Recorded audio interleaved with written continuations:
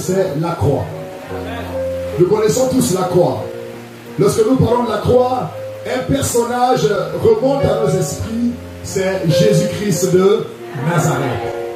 L'histoire nous fait comprendre que ce personnage a été crucifié sur la croix de Golgotha. La croix est le message central de la prédication de Paul. Lorsque Paul va à Corinthe, Corinthe est un peuple intellectuel.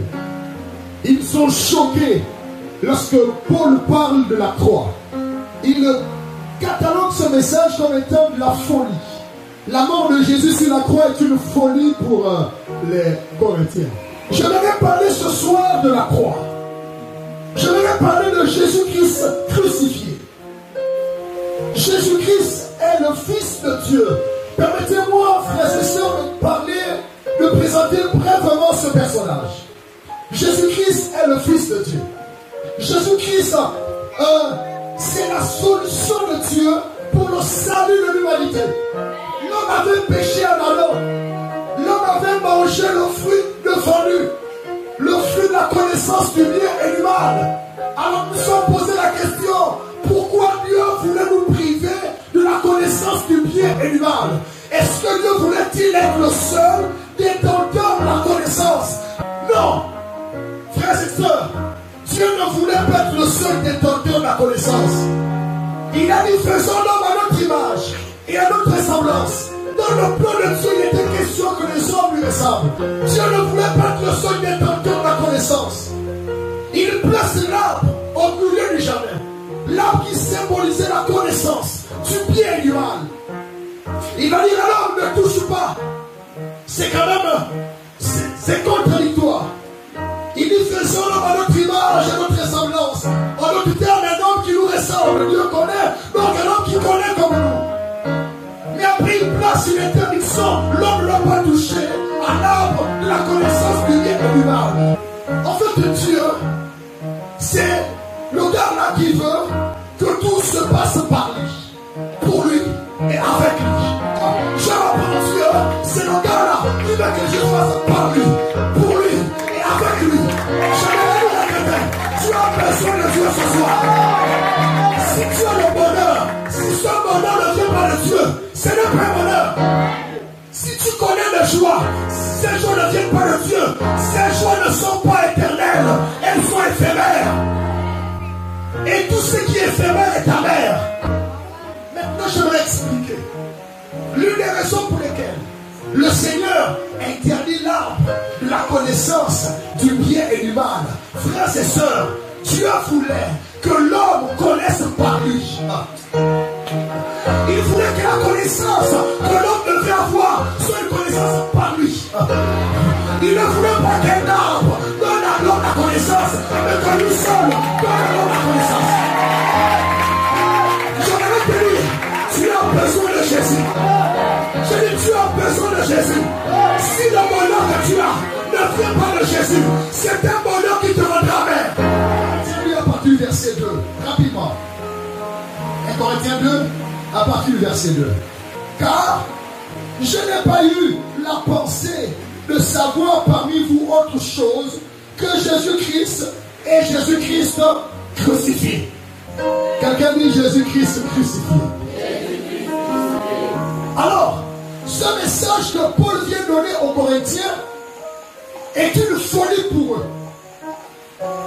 Parce que la crucifixion de Jésus est pour eux une folie. Aujourd'hui, l'évangile retient Jésus, mais Jésus sans crucifixion. L'évangile consiste à annoncer la bonne nouvelle. Quelle est cette bonne nouvelle? C'est parler de Jésus, mais Jésus crucifié. Retenons que Jésus c'est le Fils de Dieu. 1. C'est la deuxième personnalité de la Trinité divine. 2. 3. Jésus c'est la solution de Dieu pour le péché de l'homme. On va dire 4. Jésus c'est l'expression de l'amour de Dieu pour nous. Alléluia. Jésus de manière délibérée, il est venu sur la terre des humains. Il a marché, il a revêtu le corps corruptible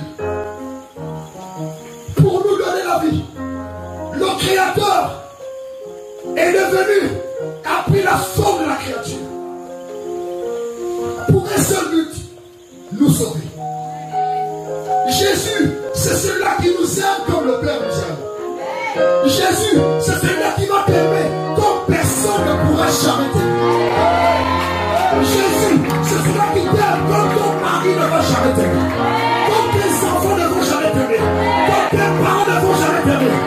Jésus a donné sa vie pour que plus jamais tu ne meurs.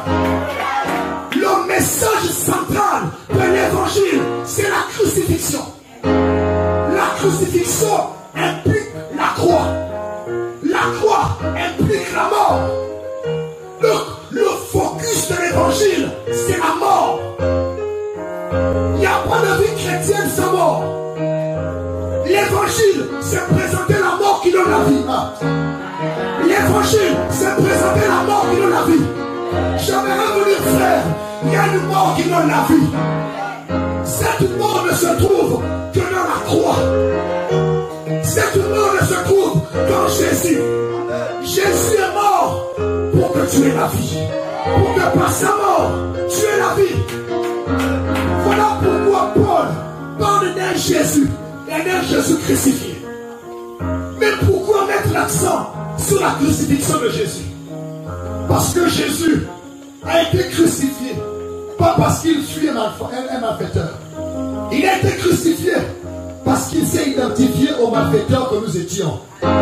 Jésus a été crucifié parce qu'il s'est identifié aux mauvaises personnes que nous étions. Il déclare qu'il a pris nos fardeaux, il a pris nos fautes, afin que nous ne puissions plus. Jésus crucifié parle de la mort. La mort qu'il a acceptée pour que nous puissions vivre. Pourquoi? Tous les hommes sont appelés à mourir. Mais si nous prenons la mort de Jésus, nous pourrons mourir dans cette vie, mais nous vivrons la vie éternelle. Il y a des gens qui n'ont pas d'espoir. Après cette vie-là, ils ne savent pas où aller. J'ai rencontré des gens d'une certaine religion que je ne vais pas citer ici. Je lui ai posé la question à ce monsieur. Après la mort, tu iras où? Il dit, je ne sais pas. C'est le gars-là qui va décider. Non, moi je sais une chose. Et le Saint-Esprit atteste à mon cœur que je suis un enfant de Dieu. Et lorsque je vais mourir, je vais monter au son de l'archange. Je vais entendre la trompette sonner. Je vais monter au ciel. Non, je n'attends pas après la mort pour savoir. Parce que j'ai accepté la mort de Jésus. Je peux savoir qu'après la mort de cette chair, je vivrai avec lui. La question que je vais te poser ce soir, après cette vie, où iras-tu? La Bible déclare que jeune homme, rejouis-toi pendant les jours de ta jeunesse. Livre ton cœur à la joie. Marche selon les désirs de ton cœur. Mais sache que pour tout cela, Dieu t'appellera en jugement. Tu es beau, tu es belle, tu rendras compte à Dieu pour cette beauté. Tu es intelligent et tu te vantes de cela. Il y a des gens qui sont tellement intelligents, gloire à Dieu. Mais l'intelligence a été un obstacle pour qu'ils se donnent à Jésus. Il y a plein de magasins où on achète l'intelligence. J'aimerais te dire, ils sont nombreux comme toi. Tu es étudié, mais ça n'a jamais marché. Il y a des gens qui dorment dans les cahiers. Ils sont toujours échoués. Il y a des gens qui prennent des répétiteurs. Ça ne marche pas.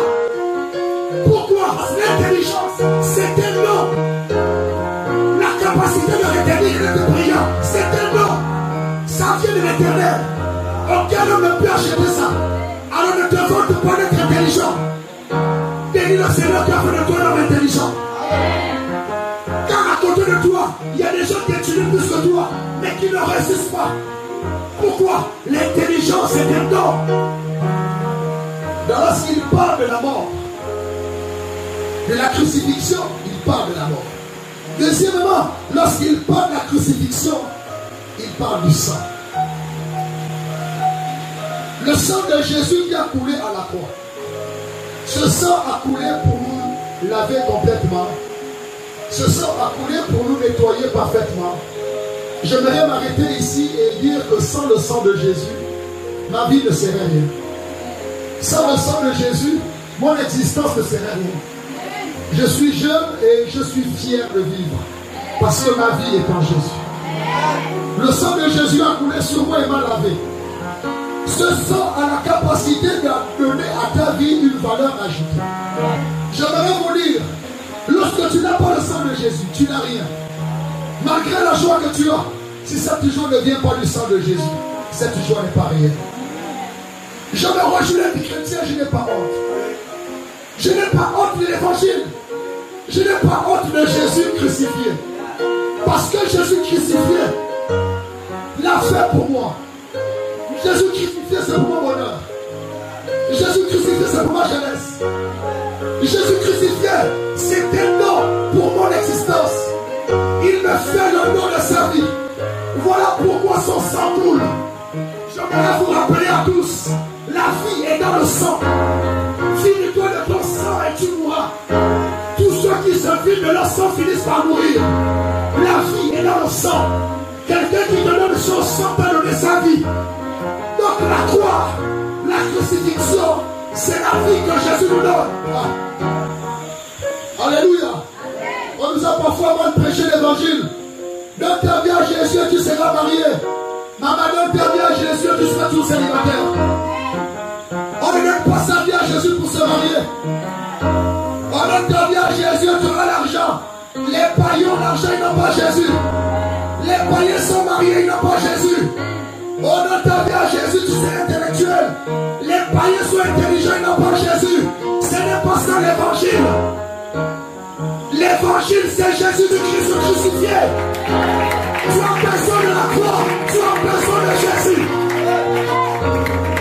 Il y a des gens qui vont en enfer avec des livres de philosophie. Il y a des gens qui vont en enfer avec des grandes citations de Molière. C'est aujourd'hui que tu dois prendre la décision de suivre Jésus. C'est aujourd'hui que tu dois prendre la décision de suivre Jésus. Nous on a fait le choix de suivre Jésus. J'ai décidé de suivre Jésus. Et ça fait déjà beaucoup d'années. J'ai décidé de suivre Jésus. Sans plus jamais arrêter. J'aimerais maintenant inviter quelqu'un à faire comme nous. Suivre Jésus. Sans plus jamais arrêter. C'est une décision acceptée, Jésus crucifié. Tu peux naître de nouveau, tu peux te recommencer. Tu peux naître de nouveau, tu peux tout recommencer. Balayer ta vie passée. J'aimerais inviter quelqu'un d'autre qui est dans cette salle et qui n'a pas encore accepté Jésus.